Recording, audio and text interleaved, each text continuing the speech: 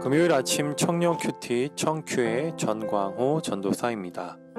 오늘 우리가 함께 묵상할 본문 말씀은 예레미야서 52장 말씀인데요. 오늘로써 예레미야 말씀이 마무리되고 결론이 나오게 됩니다. 그래서 전체적으로 말씀을 한번 마무리하는 식으로 말씀을 나누어 보도록 하겠습니다.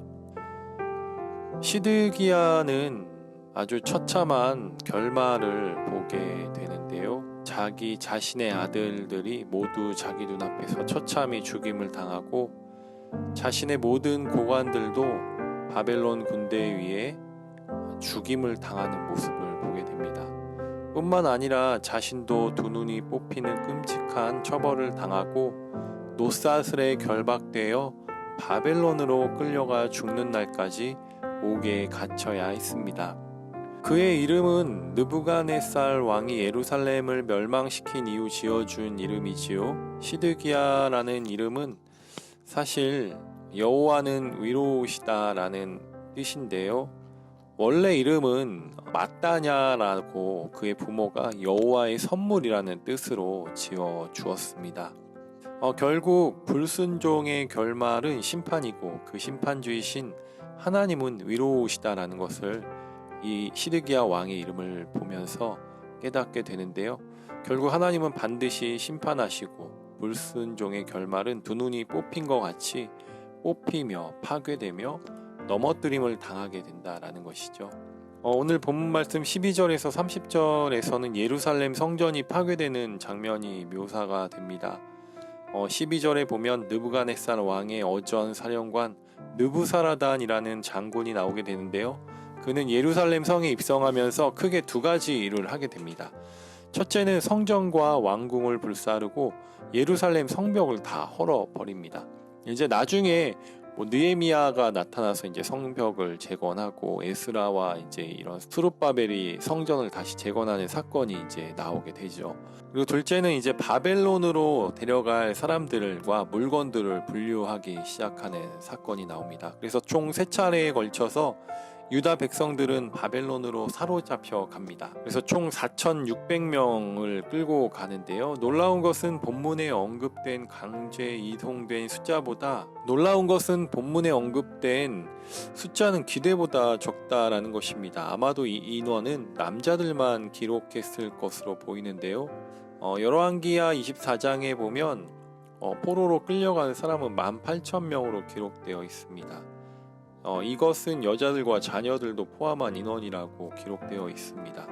아마도 수많은 사람들은 처형당했을 것이고 그 외에 많은 사람들은 버려져서 유다 땅에 남겨져 있었습니다. 예루살렘의 이름의 뜻은 평화의 도시이죠. 그곳에서 아브라함은 처음 여호와 하나님을 만나게 되면서 여호와 이레라는 고백을 했었습니다. 또 다윗은 예루살렘을 이스라엘의 수도로 세웠고 솔로몬은 그곳에 하나님의 성전을 건설했습니다. 예루살렘은 정치적으로, 종교적으로, 군사적으로 모두를 하나로 모은 명실상부 하나님의 성이었습니다. 절대 무너지지 않을 것 같았던 난공불락의 성 예루살렘도 결국 무너질 수밖에 없다라는 것이죠. 사실 무너진 거라고 표현하기보다는 완전히 파괴되었다라고 표현하는 게 맞는 것 같습니다. 오랜 세월 애지중지하던 거룩한 물건들과 솔로몬이 모아두었던 금은 보화는 모두 빼앗겼으며 수많은 사람들이 버려지고 죽임당하고 바벨론으로 끌려갔습니다. 예루살렘 그 평화의 도시는 하나님께 불순종으로 말미암아 파괴되고 파멸되어 넘어져 버렸습니다.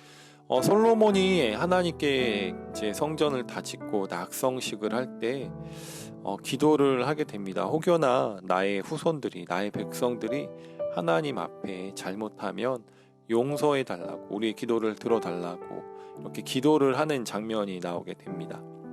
그러나 그때 하나님께서 말씀하시는데요. 너희들이 혹여나 나를 돌아서고 배반하면 이 성전도 내가 다 무너뜨려 버리겠다. 그러나 내가 너를 봐서 한 번 더 용서해주고 기회를 주시겠다 라고 말씀을 하십니다. 결국은 하나님께서 가장 애지중지하고 정말 이스라엘 백성들이 소중하게 생각했던 예루살렘 성전이 무너지게 되는 사건을 오늘 말씀을 통해서 보게 되는데요. 31절부터 34절을 보면 예레미야서의 마지막을 이제 3개월 만에 폐위된 여호야긴이라는 왕이 등장하게 됩니다. 그는 이제 폐위된 이후 바벨론으로 끌려갔었는데요. 이 사람은 18살의 왕이 된 후 37년 동안 감옥에서 있었습니다. 그래서 이 여호야긴의 나이를 보면은 아마 55세 때 이제 풀려나게 되는데요. 20대도 그렇고 30대도 그렇고 40대도 그렇고 모두 감옥에서만 보내야 했습니다. 왕이었던 그는 타국으로 끌려간 죄수였습니다. 그의 젊음도 열정도 모두 바벨론 포로로 끌려감과 동시에 사라져 버렸습니다. 근데 저는 말씀을 보면서 왜 예레미야서의 마지막은 여호야긴의 왕으로 맞춰진 것일까라는 생각이 들었습니다. 그는 분명히 감옥에서 소망이 없이 살아왔을 것입니다. 다 포기하고 이제 끝났구나. 우리 이스라엘 하나님께서 버리셨구나 라고 생각했을 수도 있겠습니다. 그러나 그는 왕이었다라는 사실도 아마 잊어버리지 않았을까 생각을 해보았습니다.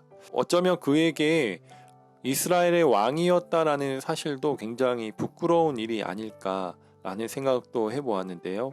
그렇게 인생을 마감할 줄 알았던 그에게 어떤 한 줄기의 빛이 비추어집니다. 32절 말씀을 보면 이제 바벨론 왕이 그에게 친절하게 말하고 그의 자리를 그와 함께 바벨론에 있는 왕들의 자리보다 높였다라는 그런 말이 나옵니다. 그러니까 결국 자신도 잊어버린 왕위를 되찾았다라는 건데요.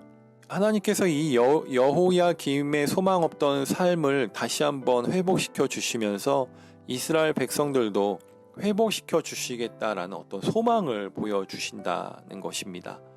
그래서 여호야긴의 이름의 뜻을 찾아보았더니 하나님께서 그의 백성을 강하게 하신다라는 뜻이었습니다. 결국 다시 한번 하나님께서 이스라엘을 강하게 하실 것을 보여주시는 어떤 암시적인 것을 의미하고 있다라는 생각이 들었습니다. 예레미야는 40년 동안 이스라엘의 선지자로 살았지요. 5명의 왕에게 하나님의 심판과 이스라엘의 불순종에 대해 경고하며 선포했습니다.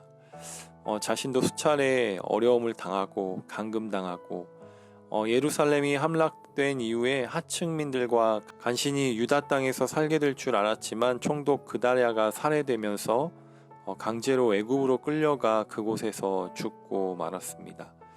예레미야의 이름의 뜻은 하나님만 높인다라는 뜻이지요. 또 그의 별명은 눈물을 많이 흘리고 어려운 말씀을 많이 전해서 눈물로 호소했다고 그래서 눈물의 선지자라는 별명이 있습니다. 모세가 죄와 사망의 권세 속에 있던 이스라엘 백성들을 출애굽시키며 40년을 보냈다면 예레미야는 눈물을 뿌리며 샬롬의 땅 예루살렘에서 바벨론 포로로 끌려가기 전까지 40년을 지켜봐야 했습니다. 하나님께서 그에게 결혼도 하지 말라고 하셨지요. 왜냐하면 그 상황이 너무나도 어렵고 고단할 것을 아셨기 때문입니다. 그래서 예레미야는 오직 하나님만을 바라보며 그의 이름의 뜻처럼 하나님만을 높였습니다. 눈물을 뿌리고 하나님의 이름을 높여드리며 또 하나님의 말씀을 전하는 사명을 끝까지 완수했지요. 우리도 인생을 살아가면서 어떤 사명을 받고 또 우리가 끝까지 해야 할 일들이 우리에게 분명히 있습니다. 우리가 살아가면서 또 하나님을 바라봐야 하지만 하나님과 멀어질 때도 있지요.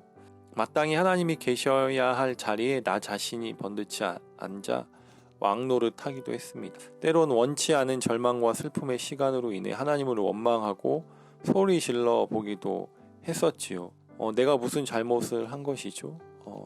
어떻게 보면 그 고통의 원인이 나에게 있는데 하나님을 원망하고 하나님은 심판과 진노의 하나님이라고 이렇게 이야기했던 적도 너무나 많이 있었던 것 같습니다.